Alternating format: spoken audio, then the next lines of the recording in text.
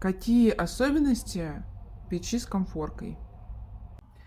Конфорка считается обычно круглая вот такая заглушка, которая закрывает пространство наварочной поверхности и предназначена для доступа к открытому пламени. Прямо вот здесь печи, отсюда может выходить пламя. В основном используется для нагрева, интенсивного нагрева или кипячения большого количества жидкости, воды.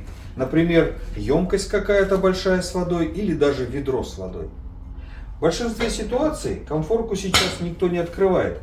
Готовят просто на варочной поверхности в посуде с плоским дном путем прямого нагрева. Но все-таки не от огня, а от самой варочной плиты, на которой в частности есть в том числе и конфорки.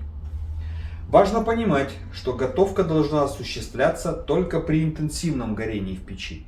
Если печь находится в режиме длительного горения, режиме тления, поверхность будет слишком низкой температуры и полноценно вскипятить или сварить что-то не получится.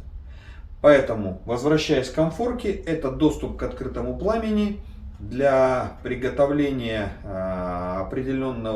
определенных блюд в определенной посуде, которая именно опускается в это отверстие. С вами был торговый дом Прометей. Ставьте лайки, подписывайтесь и приходите к нам в магазин.